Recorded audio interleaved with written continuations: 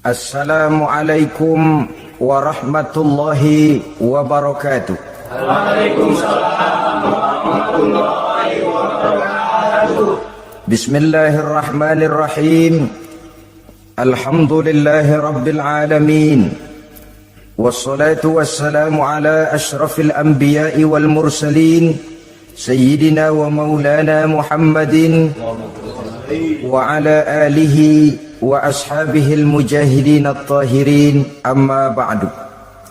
Saudara-saudara kaum muslimin rahimakumullah, pada pertemuan terdahulu kita sudah membicarakan orang-orang yang menjadi teman-teman setan dalam kehidupan di dunia ini.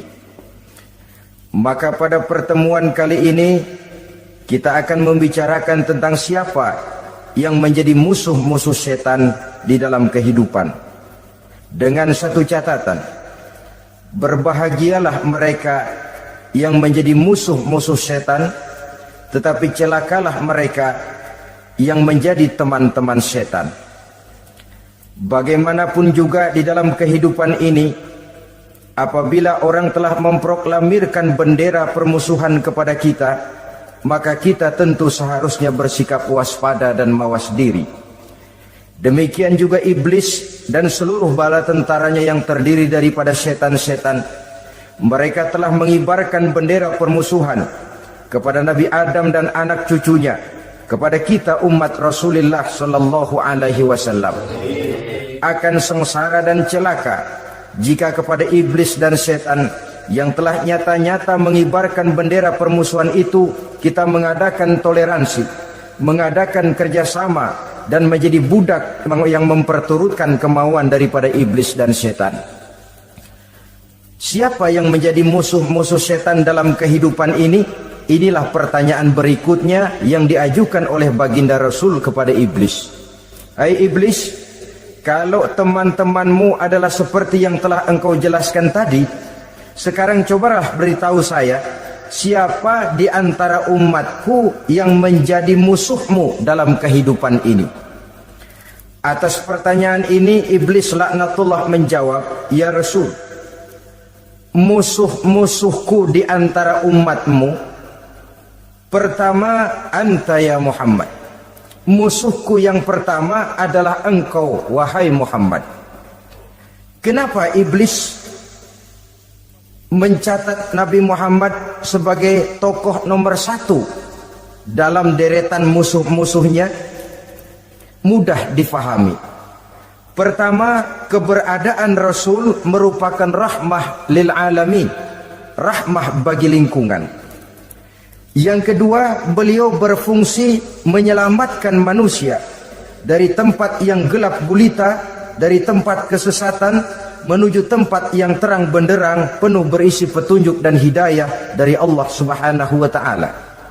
Maka menurut iblis, inilah manusia perintang pertama atas segala daya dan usahanya menggelincirkan manusia ke jalan yang dimurkai oleh Allah Subhanahu wa taala. Kalau kita baca sejarah, risalah yang dibawa oleh Nabi Muhammad ini memang merupakan risalah yang membawa rahmah bagi alam sekitarnya. Ada sedikit perbedaan dengan risalah-risalah sebelum beliau. Sepertinya risalah yang dibawa oleh para rasul terdahulu itu mempunyai efek yang langsung pada kehidupan di dunia ini. Nabi Nuh misalnya menyampaikan agama. Hai umatku, ini agama. Umat menentang, turun banjir yang menenggelamkan orang-orang kafir. Azab diturunkan pada waktu itu juga pada saat nabinya masih hidup. Jadi azabnya itu jenis cash, kontan. Nabi Soleh, hai umatku, ini agama. Mereka menolak, turun gempa bumi yang amat hebat menggulung orang-orang kufur. Nabi Musa, hai umatku, ini agama.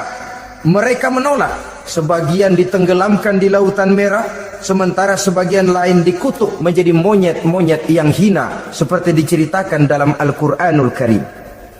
Lain dengan Rasulullah Sallallahu Alaihi Wasallam. Bagaimanapun kurang ajarnya umat yang dihadapi oleh beliau, bagaimanapun menentangnya jamaah yang dihadapi oleh beliau, azab tidak turun sepanjang beliau masih hidup. Ini merupakan jaminan dari Allah, wa ma kana Allahu liyu'azzibahum wa anta fihim. Allah sama sekali tidak akan menurunkan azab selama engkau wahai Muhammad masih hidup di tengah-tengah umatmu. Jadi keberadaan Nabi Muhammad merupakan jaminan keselamatan bagi umatnya. Selama beliau masih hidup, azab tidak turun bagaimanapun kurang ajarnya umat. Di sini sedikit bedanya dengan nabi-nabi terdahulu. Juga perbedaan dalam pola dakwah. Nabi Nuh ketika dakwahnya ditolak oleh umat, keluar doanya meminta umatnya ditenggelamkan.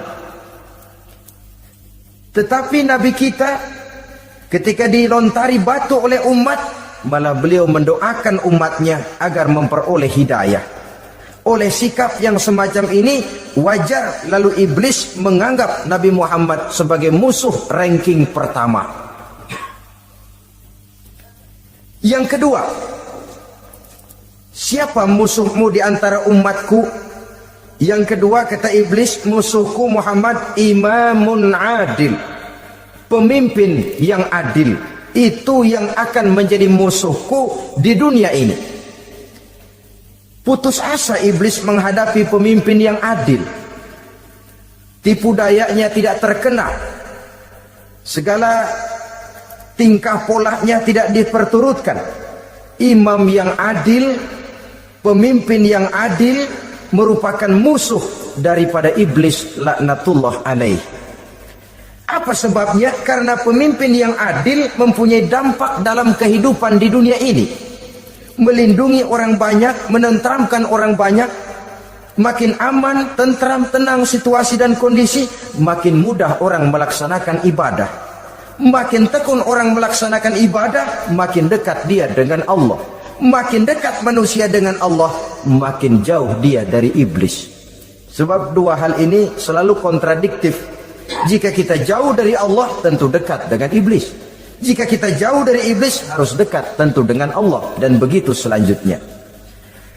Dalam kaitannya dengan kehidupan kita sekarang, saudara-saudara, disinilah perlunya mempersiapkan manusia. Membangun manusia itu jauh lebih sulit daripada membangun jembatan. Membangun manusia itu lebih sulit daripada membangun gedung-gedung bertingkat. Termasuk membangun dan mempersiapkan calon-calon pemimpin yang adil di masa yang akan datang. Membangun jembatan penting, tapi lebih penting daripada membangun jembatan adalah membangun manusia yang bikin jembatan. Sebab kalau manusia yang bikin jembatan tidak dibangun lebih dahulu, saya khawatir jembatannya nanti habis dimakan oleh yang bangun jembatan. Mengaspal jalan raya penting. Lebih penting dari mengaspal jalan raya, membangun manusia yang mengaspal jalan itu. Sebab kalau manusia yang mengaspal jalan bermental rusak dan bejat, saya khawatir jalan belum selesai, aspalnya habis dimakan oleh yang ngaspal. Inilah pentingnya membangun manusia pembangunan. Semua tugas-tugas besar, semua pekerjaan-pekerjaan yang baik harus berangkat dari niat yang baik, berangkat dari hati yang bersih. Siapapun adanya kita, apapun profesi kita. Yang jadi kiai, marilah berangkat dari niat yang bersih. Yang jadi mubalik, marilah berangkat dari niat yang bersih. Niatnya itu mau menghidupkan Islam atau mau cari hidup jual Islam. Kalau mau menghidupkan Islam, mari sama-sama kita berjuang. Tapi kalau mau cari hidup untuk dengan menjual Islam, minggir saja daripada nanti bikin malu. Yang mengurus masjid, mari berangkat dari niat yang bersih. Ngurus masjid itu niatnya mau menghidupkan masjid atau mau cari hidup di dalam masjid. Kalau mau menghidupkan masjid, mari. Tapi kalau mau mencari hidup di dalam masjid, tolong minggir saja daripada nanti bikin aib. Yang jadi orang alim, mari berangkat dari niat yang bersih. Jangan memperjualbelikan fatwa, yang halal dikatakan haram, yang haram jadi samar-samar, nanti membingungkan umat. berangkat dari niat yang bersih, membangun manusia pembangunan. Ini barangkali istilah yang lebih kena. Saudara-saudara kaum muslimin rahimakumullah, setiap kita pada hakikatnya punya bakat secara fitrah yang kita bawa. Bakat apapun kita ini punya. Saudara punya bakat jadi pemimpin, saudara pun punya bakat jadi pengkhianat. Saudara punya bakat jadi orang soleh, saudara juga punya bakat jadi orang salah. Saudara punya bakat jadi orang besar, saudara pun punya bakat jadi orang hina. Seluruh bakat ada di dalam diri kita. Tinggal nanti pertumbuhannya mana yang lebih subur. Saudara punya sifat berani, saudara pun punya sifat takut. Seberani-beraninya orang mesti ada sifat takutnya. Nanti mana yang tumbuh lebih subur? Kalau takutnya tumbuh lebih subur, dia akan jadi orang penakut. Kalau beraninya yang tumbuh lebih subur, dipupuk oleh lingkungan, pendidikan dan sebagainya, dia akan tumbuh jadi orang pemberani. Oleh karena itu, agama merupakan lingkungan yang subur untuk menumbuhkan benih-benih yang baik yang kita bawa bersamaan dengan lahirnya kita ke alam dunia ini. Setiap kita, saya, saudara, punya bakat jadi pemimpin, punya bakat jadi pengkhianat, punya bakat jadi pengabdi, punya bakat jadi koruptor, punya bakat jadi pemelihara, punya bakat jadi perusak. Tinggal nanti lingkungan pendidikan yang menumbuhkan mana yang tumbuh lebih subur. Kalau lingkungan saudara lingkungan maling, maka sifat pengkhianat akan tumbuh lebih subur. Kalau nanti saudara jadi pemimpin, insya Allah korupsi. Lingkungan yang menumbuhkan sifat mengabdi, sifat berbuat tanpa pamrih, dikalahkan oleh sifat pengkhianat dan korupsi itu yang dibentuk oleh lingkungan, pendidikan, pengalaman dan sebagainya. Oleh karena itu, secara dini agama menanamkan, menyuburkan fitrah-fitrah yang baik yang kita bawa bersamaan dengan hadirnya kita dalam kehidupan ini. Sebab itu seorang penyair bernama Syauqi mengatakan dalam sebaik syairnya, waladatka ummuka ya ibna adam bakian wan nasu haulaka yadhakuna surura. Hai manusia, pada saat kamu dilahirkan kamu menangis dan orang lain di sekelilingmu ketawa. Kakek senyum dapat cucu baru, paman gembira dapat keponakan baru, sementara kita yang lahir menangis. Betul apa benar? Apa ada saudara yang begitu dilahirkan terus nyengir? Saya kira kabur dukunnya itu. Setiap kamu hai manusia lahir dalam keadaan menangis, orang sekelilingmu tertawa. Karena itu katakan kepada mereka yang senyum di sekelilingmu, hai manusia, pada saat saya dilahirkan saya menangis dan kamu semua tertawa. Baik manusia. Tapi nanti pada suatu saat harus terjadi kebalikannya. Kalau dikala saya lahir saya menangis dan kau semua senyum, nantilah manusia. Kalau satu saat saya meninggalkan alam dunia ini, saya akan berangkat dengan senyum dan kalian semua akan berurai air mata. Kalau perlu dari Sabang sampai Merauke kibar bendera setengah tiang. Kalau perlu. Jangan terbalik, kita mati melotot orang malah gembira. Karena hidup selalu membawa sifat-sifat yang merusak. Inilah orang kedua yang menjadi musuhnya iblis dan beruntung menjadi musuh iblis. Siapa? Imamun adil, pemimpin yang adil. Saudara-saudara kaum muslimin rahimakumullah. Yang ketiga musuh iblis, ghaniyun mutawadhi, orang kaya yang rendah hati. Orang kaya yang tidak sombong. Kaya apa saja, baik kaya oleh karena ilmu, orang yang kaya karena ilmu disebut orang alim. Baik kaya karena materi, orang kaya karena materi dinamakan hartawan. Baik kaya karena kedudukan, orang yang kaya karena kedudukan dinamakan pejabat. Orang kaya yang rendah hati itu musuh iblis. Beruntung dia menjadi musuh iblis. Iblis tidak senang ada orang kaya tidak sombong. Tapi iblis paling senang kalau ada orang kaya sombong. Lebih senang lagi iblis kalau ada orang miskin sombong. Masya Allah. Orang kaya sombong, walaupun iblis senang, orang masih bilang pantas saja dia sombong kaya, apaan aja punya. Udah miskin sombong, kira-kira yang disombongin apaan? Dalam segala bentuknya sombong ini Allah tidak senang, tapi iblis senang. Kenapa? Karena sponsor sombong iblis. Kan yang pertama kali sombong iblis toh. Ketika disuruh sujud kepada Nabi Adam, dia nggak mau. Ini kesombongan pertama yang terjadi dalam sejarah. Ketika ditanya, kenapa kau tidak mau sujud iblis? Saya kan dibikin dari api, Adam dari tanah. I am the best. Saya lebih hebat daripada iblis, daripada Adam. Adam baru kemarin dibikin, saya sudah lama. Kata Allah, kamu sombong iblis, ini surga bukan tempat orang sombong. Keluar!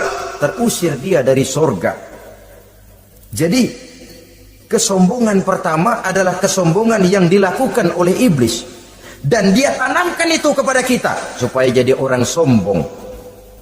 Karena itu sombong ilmu Allah nggak senang, tapi iblis senang.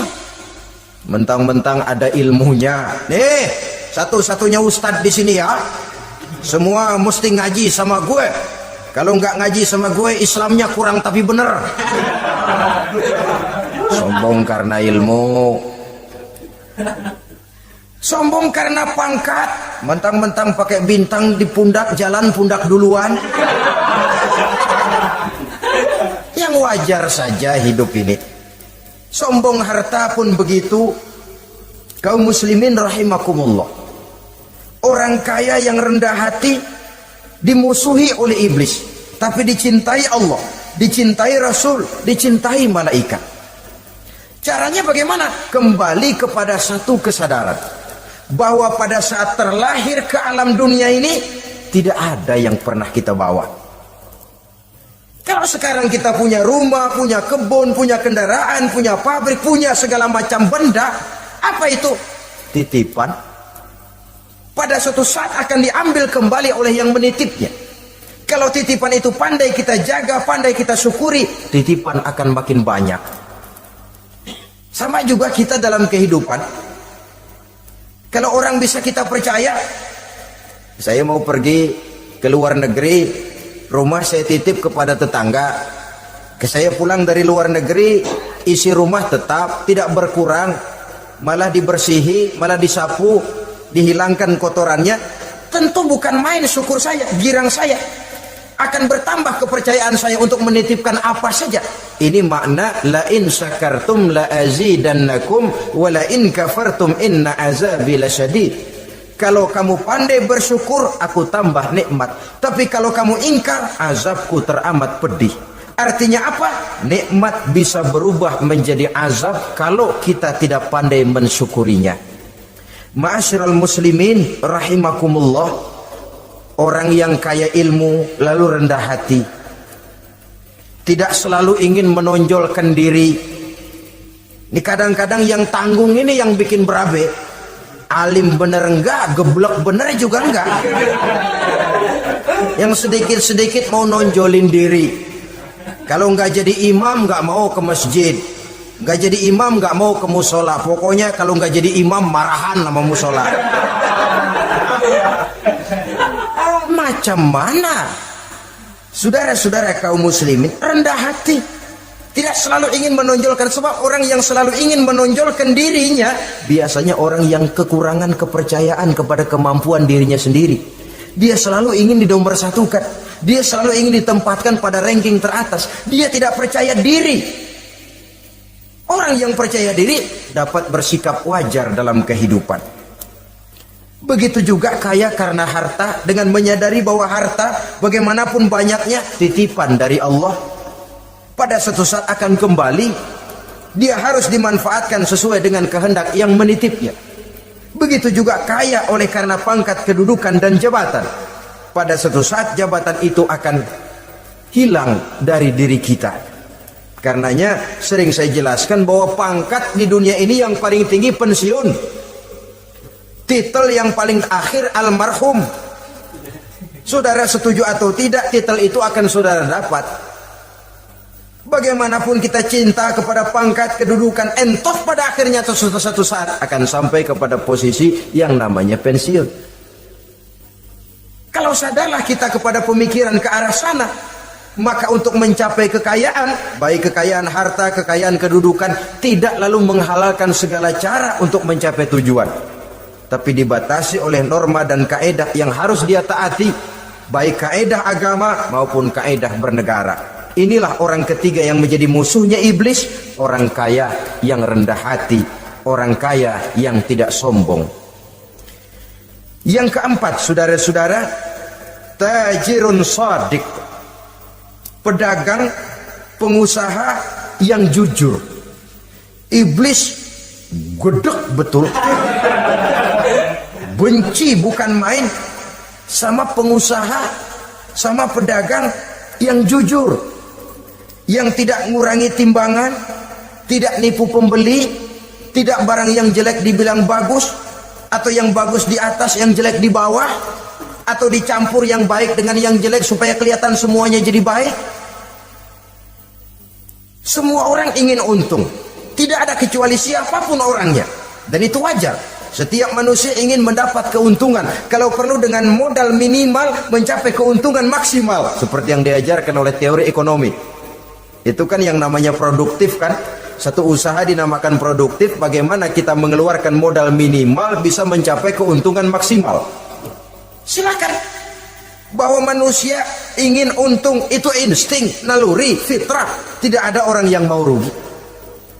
Tapi cara mencapai keuntungan itu yang membedakan antara seorang muslim dengan yang bukan muslim.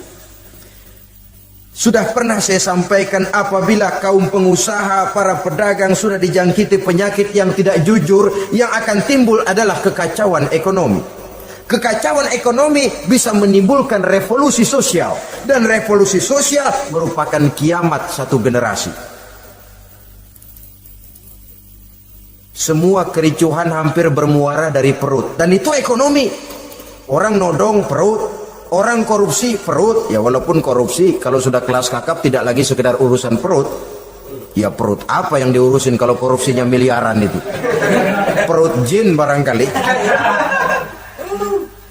Saudara-saudara kaum muslimin rahimakumullah. Oleh karena itu, pedagang yang jujur, pengusaha yang jujur, ini merupakan musuh iblis. Iblis tidak senang kalau ada pengusaha yang jujur. Iblis tidak senang kalau ada pedagang yang jujur. Tapi iblis akan tepuk tangan kalau pedagang sudah selingkuh, kalau pengusaha sudah nipu. Ada orang bilang, sekarang mah kalau jujur-jujur benar nggak makan apa-apa dong kita. Sebab katanya jangan lagi nyari yang halal, sekarang ini yang haram aja seret.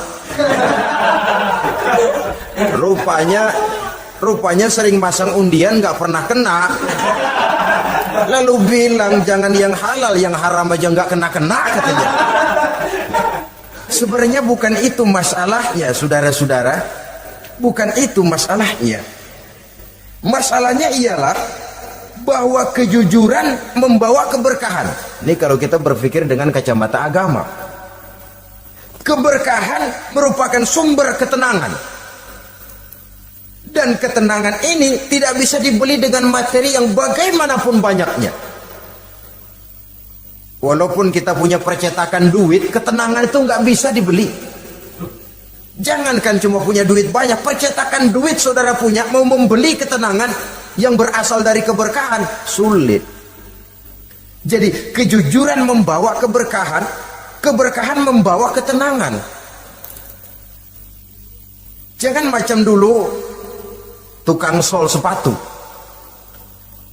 Ditanya oleh temannya, "Bang, ngesol satu hari dapat berapa?" 200 rupiah. Sembayang enggak? Enggak.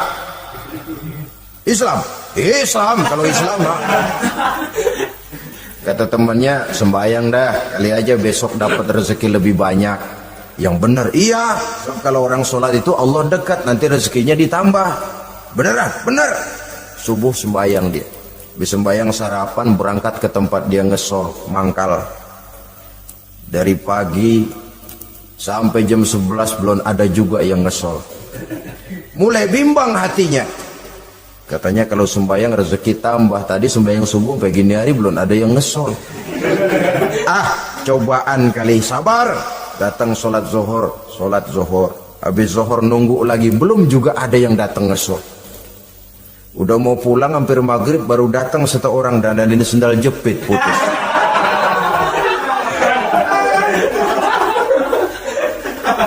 Sudah bayar 25 rupiah, pulang dia si tukang sol ini ketemu sama temennya yang nyuruh sholat tadi.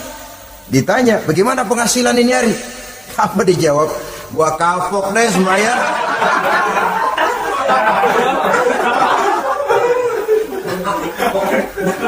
Kemarin nggak sembahyang dapat 200, sekarang begitu sembahyang jigo.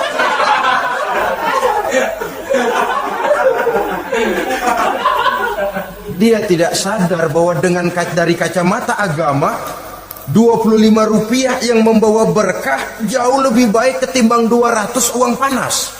Dari kacamata agama 25 rupiah yang membawa berkah lebih baik daripada 200 rupiah tapi panas.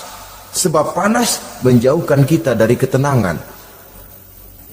Itulah sebabnya maka pedagang yang jujur, pengusaha yang jujur menjadi musuh setan dan beruntung. Sekarang jadi pengusaha jujur-jujur nggak dapat proyek, Pak. Kalau nggak bisa semur. Padahal agama sudah menjelaskan ar-rashi wal murtashi finnar. Orang yang nyogok dan orang yang disogok dua-duanya neraka. Kenapa? Join termasuk ta'awanu 'alal ismi wal 'udwan. Bertolong-tolongan dalam berbuat dosa dan kesalahan. Kalau hadiah lain hadiah, kalau sedekah lain sedekah. Tapi yang namanya semir, suap, ar-rashi wal murtashi finnar. Saudara-saudara kaum muslimin rahimakumullah. Jadi pedagang yang jujur, pengusaha yang jujur merupakan salah satu roda perekonomian. Kegoncangan ekonomi akan menimbulkan dampak sosial yang sangat luas dan kompleks. Yang pada giliran puncaknya, dampak paling negatifnya, dia sanggup menggerakkan terjadinya revolusi sosial. Bukankah sebagian besar gerak hidup manusia dimotivasi oleh keinginan untuk mempertahankan kelangsungan hidup? Dan kelangsungan hidup artinya mulut. Mulut itu artinya perut dan itu artinya makan. Setelah itu mungkin baru pangan, baru sandang, baru dia berpikir pakaian dan sebagainya. Jadi karena dia merupakan penggerak roda ekonomi, pedagang yang jujur, pengusaha yang jujur mutlak diperlukan dalam kehidupan ini. Sebab sekali lagi kejujuran akan membawa keberkahan, keberkahan memberikan ketenangan dalam kehidupan. Oleh karenanya kita umat Islam biarin duit kita banyak asal berkah. Itu tentu idealnya. Ketimbang dikit tidak berkah, lebih baik ia banyak ia berkah. Dan keberkahan itu datang lewat kejujuran. Kejujuran ini sudah dicontohkan oleh Rasul pada saat beliau berniaga ke negeri Syam. Dikala berumur 9 tahun, bahkan dikala berumur 25 tahun, seketika membawa dagangan Sayyidatuna Khadijah yang kelak jadi istri beliau.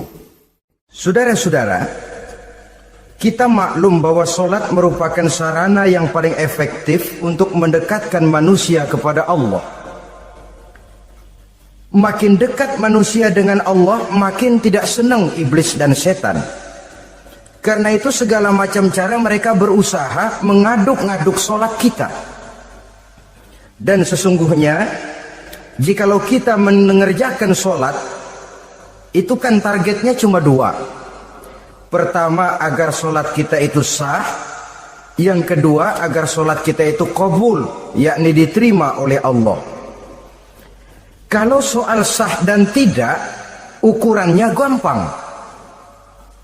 Saya kalau ditanya orang, Pak, sholat saya sah atau tidak, saya bisa jawab. Saudara, sholatnya syarat rukunnya cukup apa tidak? Cukup, sah. Itu kalau perkara sah. Tapi kalau sudah perkara qabul, Pak, sholat saya diterima atau tidak oleh Allah? Ini saya tidak bisa jawab. Kenapa? Soal qabul mencakup masalah batin. Cuma ukuran logikanya, kalau syarat rukun cukup, insya Allah qabul. Saudara-saudara kaum muslimin rahimakumullah.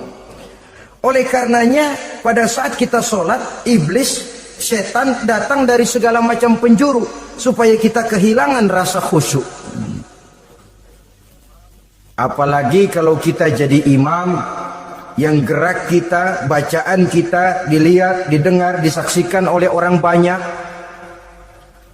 Digodanya gerakan kita, dibolak-baliknya hati kita, supaya di dalam sholat itu banyak yang kita ingat, hal-hal yang tidak ada hubungannya dengan sholat.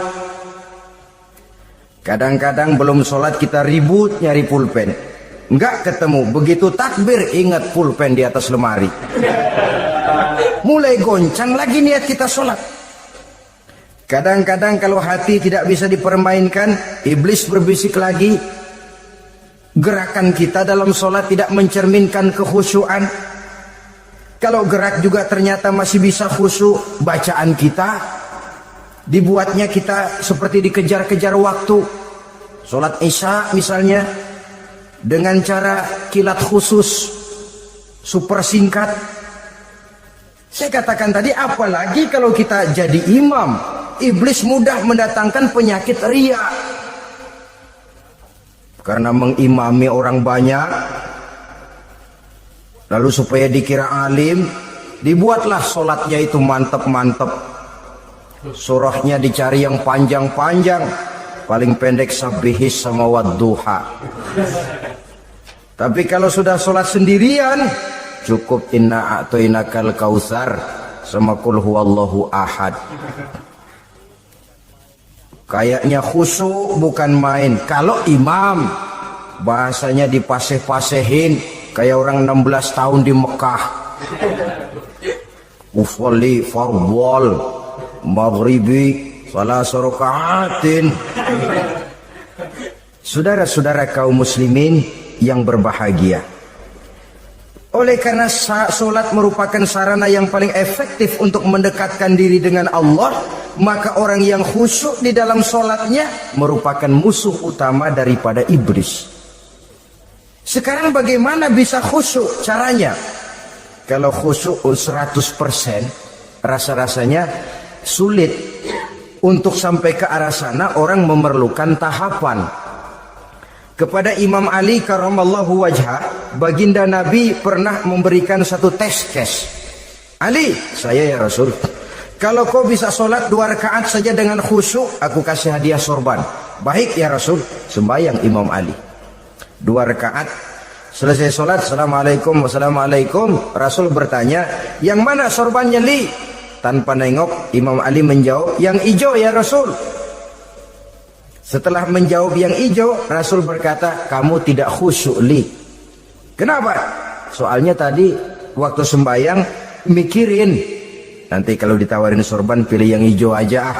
Sehingga begitu ditanya, refleks menjawab, yang mana Li? Yang hijau saja ya Rasul. Oleh karena itu, menurut Al-Imam Nawawi, pada tingkatan yang paling sederhana, sudah sampai ke tingkat khusyuk asal pada waktu takbiratul ihram ingat kepada Allah. Tapi jangan lupa, itu tangga pertama. Jangan ada fatwa begini lalu aman. Yang penting kan takbirnya ingat Tuhan, belah sononya mau kemana kek. Bukan itu.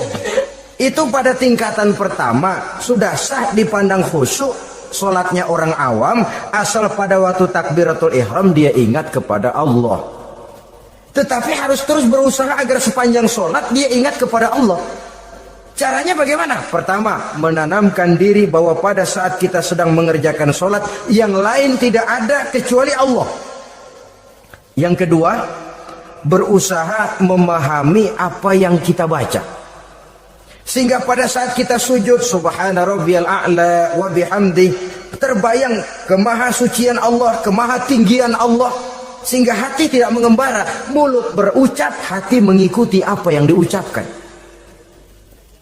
yang kadang-kadang membuat hati kita jalan-jalan, badan di masjid, badan takbir, badan ruku, tapi hati di pasar, hati di kantor, hati di pabrik. Karena yang kita ucapkan tidak berakar di hati, yang kita baca kita nggak tahu artinya. Sangat boleh jadi hati lalu mengembara kemana-mana.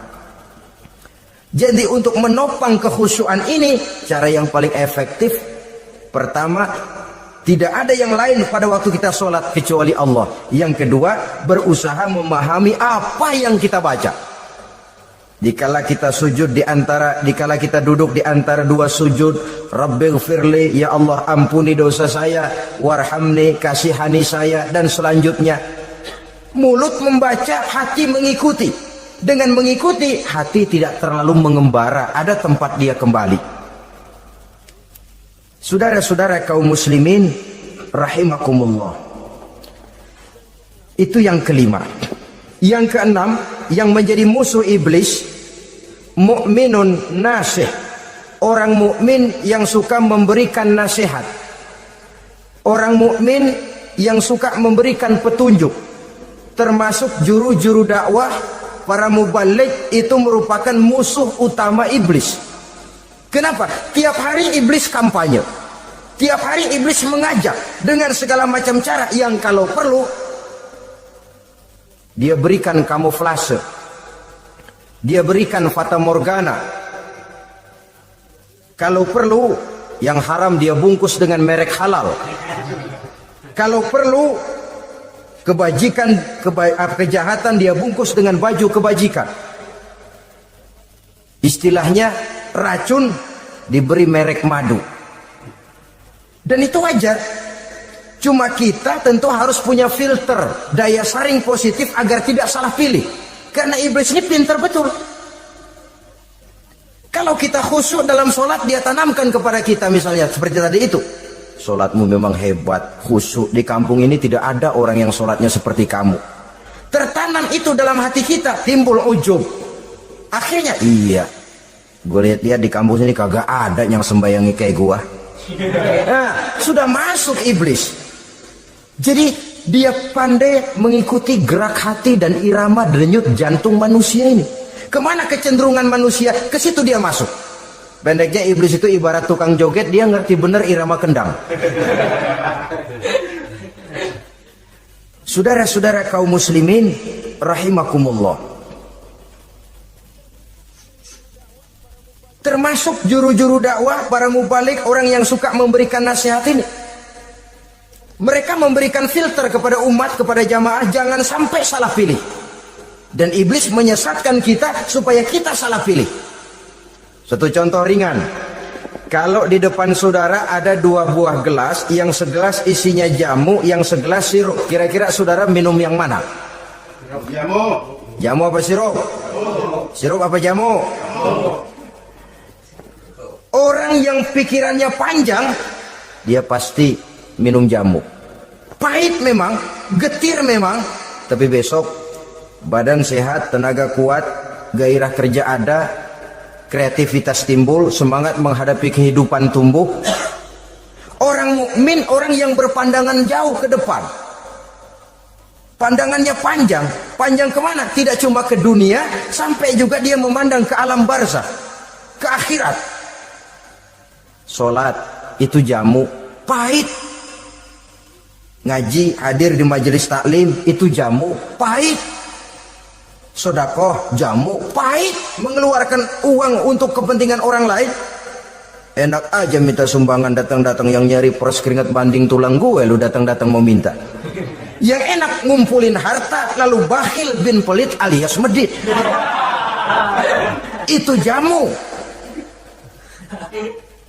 Saudara hadirin yang saya muliakan, sedekah jamu pahit, puasa jamu pahit, jihad jamu pahit. Tapi nanti begitu kita meninggalkan dunia, masuk ke alam barzakh, apalagi pindah ke akhirat, baru terasa, aduh nikmatnya dulu kemarin itu minum jamu, sekarang badan sehat, tenaga kuat, kerja semangat. Nikmatnya dulu saya waktu di dunia sholat, rajin ngaji, suka sedekah, suka menolong orang. Sekarang terasa manfaatnya. Begitu saya berada di alam barzakh, apalagi sudah dibangkitkan di padang mahsyar di akhirat nanti, terasa seluruh kebajikan yang saya kerjakan. Nah, orang yang berpikir jangka pendek cuma ngelihat yang ada di depan hidungnya saja. Ngapain minum jamu getir, sirup nih, manis. Dia minum, dia ambil sirup, minum, manis memang pada waktu minum, tapi besok bibir jontor. Meninggalkan perintah Allah, sirup itu manis. Tidak sholat, manis. Tidak bayar zakat, sirup, manis. Tidak mau puasa, sirup, manis. Manis sekarang. Tapi nanti besok begitu masuk ke alam barzah, begitu dibangkitkan di padang mahsyar di akhirat nanti, merintih kita menahan penyesalan yang sudah tidak ada artinya lagi. Sampai-sampai penduduk mahsyar itu ada yang berkata, diceritakan dalam Quran, ya laitani kuntu turaba. Wahai celaka, kenapa kita nggak jadi tanah saja? Menyesali kejadiannya. Andai kata mereka bisa kembali ke hidup di dunia lagi, mereka akan minta kejadian yang kedua untuk berbuat baik. Tapi tentu sudah penyesalan yang tidak ada gunanya lagi. Maka saudara-saudara, emang cuman jalan duluan kecebur di sumur yang nyesel duluan. Ada orang jalan, yang paling depan kecebur di sumur, itu tuh nyesel duluan katanya. Nyesel duluan. Yang lain mesti nyeselnya belakangan. Saudara hadirin yang saya muliakan, nah, orang yang suka memberikan nasihat kepada orang lain dimusuhi iblis. Kenapa? Tentu nasihat yang membawa kebaikan. Iblis nggak senang betul itu. Kita nasihatin teman, udah berhenti dah, jangan pada mabuk lagi. Iblis gergetan bener. Ini orang dilarang lagi. Kita nasihati teman, udah jangan masang-masang lagi dah, nggak bakalan kena, dikebohongin. Nggak ada orang jadi kaya masang judi, bangkrut malah loh. Ini kan termasuk tipu daya iblis, judi dinamain sumbangan. Itu sama saja itu, madu, racun mereknya madu. Judi dinamain sumbangan. Kalau Kang Beca pada nyumbang, kayak orang kaya lagunya.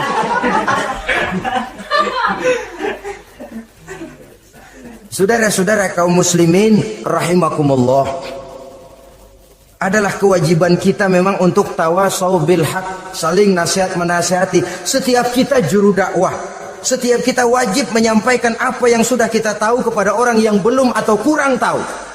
Saudara yang bisa bismillah wajib mendakwahkan bismillah itu kepada orang yang belum tahu bismillah. Saudara bisa Fatihah harus menyampaikan itu kepada orang yang belum bisa Fatihah. Persetan dengan orang lain. Apalagi yang cuma kerjanya ngeritik saja, lo baru bisa Fatihah doang udah ngajar. Biar aja yang diajarin gak bisa Fatihah kok. Apa masalahnya pemerataan di bidang keilmuan? Sebab memang biasa penonton itu selalu lebih pandai menilai, kayaknya lebih pintar dari yang main. Sama saja orang nonton bola ngomel melulu, padahal dia sendiri belum tentu bisa main. Dengerin orang pidato pun begitu, monten bisa. Wah, kalau dia yang pidato 1 jam kayak semenit. Tapi kalau si Ano tuh kita udah pegel belum juga mau berhenti. Monten bisa, coba dia suruh pidato udah 1/4 jam masih ama ba'du. Apa mau dibilang ama ba'du? Yang ketujuh, yang menjadi musuhnya iblis, taibun sabitun ala taubatihi, orang yang bertaubat dan tetap di atas taubatnya. Secara jujur, tidak ada manusia yang tidak punya salah. Dan orang yang baik memang bukan orang yang tidak punya salah. Karena tidak ada orang yang tidak punya salah. Orang yang baik adalah orang yang apabila melakukan kesalahan dia segera sadar, dijadikannya itu sebagai pelajaran untuk tidak diulanginya lagi pada masa yang akan datang. Biasanya kita menghakimi orang pintar, kita nggak merasa bahwa kita juga punya kesalahan. Kalau kita ngelihat maling ayam kita teriak, padahal kita nyolong kambing. Lebih besar dari si maling ayam, merasa diri lebih benar dari yang lain, padahal kita lebih kotor dan lebih jelek. Hilang sifat introspeksinya. Yang kita musuhi, yang kita caci maki, tahu-tahu kita sendiri yang melakukannya. Saudara-saudara kaum muslimin, orang yang bertaubat dan tetap dalam taubatnya stabil, itu musuh iblis. Apa ada orang yang taubatnya nggak tetap? Ada, yang istilah kita taubat sambal namanya. Kalau dia makan sambal kepedesan, taubat makan sambal. Besok mau makan kagak ada sambal, ngomel. Mana sambal? Kemarin udah taubat, sekarang mana sambal? Ini taubat yang namanya taubat sambal. Istighfar, habis istighfar, nyolong lagi, istighfar lagi, besok nyolong lagi, istighfar lagi. Itu taubat yang tidak tetap namanya. Allah Maha Pengasih dan Penyayang dengan segala kebesarannya. Ia akan memaafkan segala perbuatan yang bersifat salah dari hamba-hambanya. Cuma manusia kadang-kadang yang tidak mau memaafkan dirinya sendiri. Amat dungu manusia macam ini, membiarkan dirinya hanyut berlarut dalam lembah dosa, sementara dia diberikan umur tidak digunakannya untuk bertaubat. Innallaha yaqbalu taubatal abdi ma lam yugharghir. Allah senantiasa akan menerima taubat seorang hamba sepanjang nafasnya belum sampai di tenggorokan. Kalau nafas sudah sampai di tenggorokan baru berniat taubat, kasib terlambat. Kayak Fir'aun. Fir'aun itu begitu ditenggelamkan di lautan merah, udah cengap-cengap mau mampus, baru ngomong dalam sekaratnya, amantu bi Rabbi Musa wa Harun. Kalau begini mah saya juga percaya sama Tuhannya Musa. Udah sekarat baru mau taubat, malaikat maut gemes banget dilelepin, mati.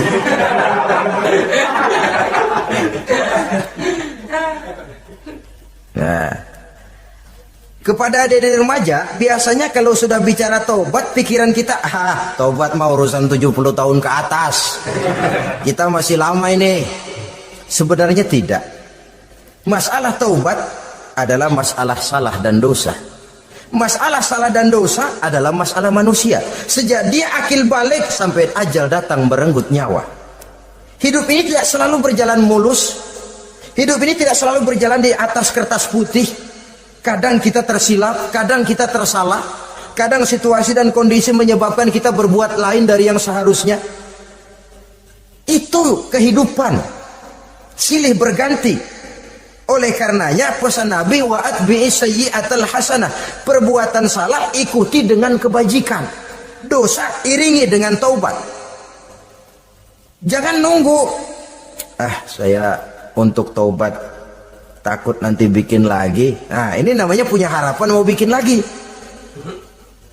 Nanti aja dah kalau tua-tuaan. Saudara, kalau dosa itu ditumpuk, itu sama saja kotoran yang menodai hati. Kalau kotoran nggak rajin kita bersihin, dia akan berkarat.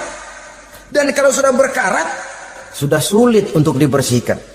Itu makna ungkapan Imamul Ghazali, hati manusia sebening kaca. Lapisan dosa yang dia kerjakan adalah debu yang menutupi jernihnya kaca. Orang yang bersih dari dosa, dekat dengan Allah, hatinya jernih seperti kaca. Dari hati yang jernih, radarnya kontak kepada Allah. Sinyalnya nyambung channelnya itu. Getarannya hebat. Wajar kalau lalu dia bisa tahu apa yang besok akan terjadi. Diberitahu oleh Allah. Yang namanya ilmu laduni itu. Ilmu yang ditransfer langsung oleh Allah. Karena kebersihan hatinya. Mana ada orang nggak belajar bisa pinter. Iya, kalau hatinya butek emang nggak ada. Tapi kalau Allah mau berberangkat dari hati yang bersih, yang kontaknya nyambung kepada Allah, hati itu seperti kaca, kata Imam Ghazali. Dosa yang kita lakukan adalah debu. Kalau debu sedikit datang kita lap, datang lagi kita bersihin, datang lagi kita bersihin, insya Allah nggak sampai jadi noda di atas kaca itu. Tapi kalau nunggu debu itu sampai bertumpuk, besok aja ngelapnya dah, besok aja ngebersihinnya, bertumpuk dia, sulit membersihkannya. Walaupun kena, nodanya tentu tertinggal di atas kaca itu. Karena itu dalam kehidupan remaja misalnya, pemuda misalnya, kita tidak bisa menolak mode, tidak bisa menolak musim. Modenya disco, modenya breakdance, modenya joget, modenya jaipongan, mode. Pada waktunya habis, ya habis. Tapi bagaimanapun dia akan punya dampak, memberikan bekas dalam membentuk kepribadian. Dan ini efek yang tidak kita inginkan. Efeknya, bukan modenya itu. Jadi oleh karenanya saudara-saudara, masalah taubat bukan masalah 70 tahun ke atas, tapi masalah manusia sejak dia akil balik sampai ajal datang merenggut nyawa. Sepanjang nafas belum sampai di kerongkongan, Allah akan menerima taubat seorang hamba. Bahkan dalam hadis qudsi Allah menyatakan, "Lau amiltumul khotoya hatta mala'atis sama thumma nadimtum fataballahu alaikum." Kalaupun kamu berbuat dosa sampai penuh langit dengan dosamu, kemudian kamu bertaubat dan menyesal, Allah pasti akan menerima taubatmu. Jadi orang yang taubat dengan sebenarnya dan tetap dalam taubatnya itu musuh iblis. Tapi orang yang taubatnya angin-anginan, iblis demen banget. Dari sembahyang, besok mabok, besoknya lagi nyolong, besoknya lagi zina, besok taubat lagi. Kata iblis, surat, iya lu gocet dah Tuhan.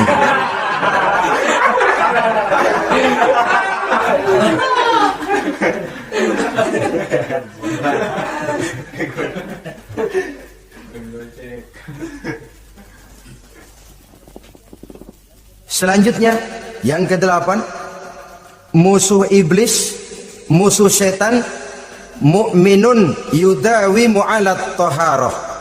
Orang mukmin yang membiasakan diri selalu dalam keadaan bersuci. Baik dari hadas kecil, lebih-lebih dari hadas besar. Wudu utamanya memang untuk sholat. Tapi membiasakan wudu dalam kehidupan sangat baik sekali. Mau ke kantor wudu dulu, mau ke pasar wudu dulu, mau ngajar wudu dulu. Apa sebabnya?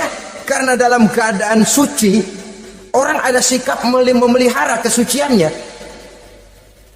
Kalau kita naik PPD pagi-pagi gelantungan, kalau punya wudu, hati-hati, kesenggol perempuan juga sayang sama wudu. Tapi kalau nggak punya wudu, jangan kesenggol, kita nyerudung. Ada semacam sikap apik di dalam kehidupan ini. Karena itu biasakan wudu untuk menjaga kebersihan diri, kebersihan zahir, kebersihan batin, belum lagi kemanfaatan di akhirat.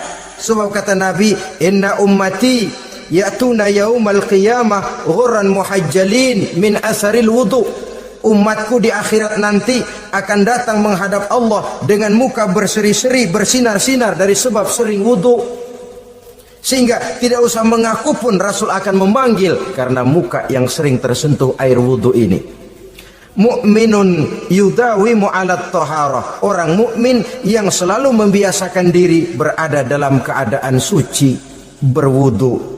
Kita lihat ajaran wudu ya. Dari sejak bacaan-bacaannya saja itu sudah membawa manfaat. Lalu dari segi bahwa kita manusia sering tersilap melakukan dosa-dosa kecil.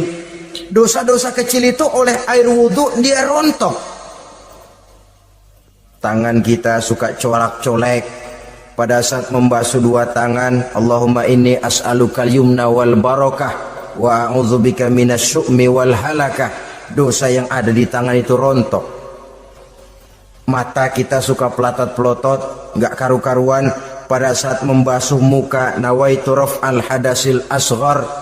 Dosa yang ada di mata rontok. Dari segi pembersihan batin.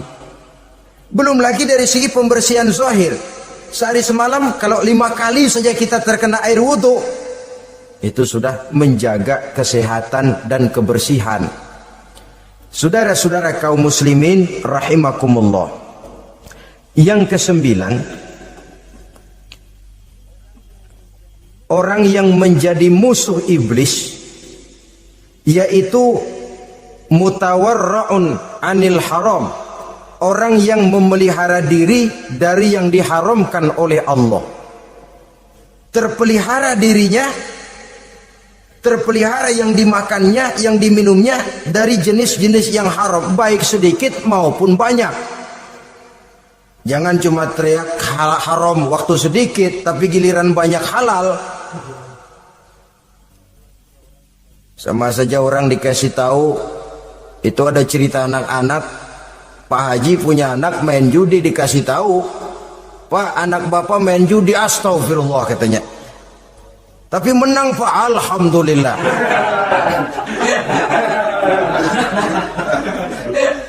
Ini kan sama saja, giliran sedikit dibilang haram karena dia nggak dapat jatah, begitu dapat banyak dan dia kecipratan jadi halal. Yang sedikit haram, banyaknya pun juga haram. Yang banyaknya haram, sedikitnya juga haram. Ada orang bilang minuman keras kalau nggak mabokkan nggak haram. Yang memabokkan banyaknya, sedikitnya tetap saja haram. Ma askaro kasiruhu faqaliluhu haramun. Apa yang banyak menyebabkan jadi mabuk, sedikitnya pun juga haram. Saudara-saudara kaum muslimin, yang ke-10 yang terakhir, musuh daripada iblis ialah mukminun rahimun, orang mukmin yang berhati pengasih, orang mukmin yang suka menyambung silaturahmi, orang mukmin yang tidak suka bertengkar, orang mukmin yang tidak suka marah-marahan. Kalaupun terpaksa marah, tidak lebih daripada 3 hari. Jadi boleh saja marah kalau alasannya tepat, tapi nggak lebih dari 3 hari. Kalau perlu bikin perjanjian, kita marah ya 3 hari. Itu limit. Tidak halal kata Nabi bagi seorang muslim menjauhi saudaranya lebih dari 3 hari. Tidak halal itu artinya haram. Kita ini kadang-kadang kalau sudah marahan sama tetangga kah, sama teman kah, kadang-kadang suka berlaku perpanjangan waktu. Tidak cukup perpanjangan waktu, ditambah lagi perpanjangan generasi. Enggak cukup kita yang marah, orang lain kita sundut-sundut supaya ngikut marah lagi. Marah pakai ngundang. Kayak mafia lagunya, udah dia marah, orang lain lagi disuruh marah. Saudara hadirin yang saya muliakan, mukmin yang punya sifat belas kasih, berhati jernih, itu musuh utama dari iblis. Tapi mukmin yang suka marah-marahan, tukang hasut dan tukang bakar, itu teman-teman iblis. Oleh karena itu, mudah-mudahan kita semua menjadi musuh iblis, dan jangan menjadi musuh iblis, jangan menjadi teman iblis. Sebab iblis sudah kadang memproklamirkan permusuhan. Sekali dia musuh kita, selamanya dia akan tetap menjadi musuh kita. Berusahalah untuk menjadi musuh iblis, dan jangan sekali-kali toleransi. Jangan berusaha menjadi teman iblis. Inilah yang kita bicarakan pada pertemuan ini. Mudah-mudahan ada manfaatnya. Terima kasih atas segala perhatian. Mohon maaf atas segala kekurangan. Wassalamualaikum warahmatullahi wabarakatuh. Waalaikumsalam warahmatullahi wabarakatuh.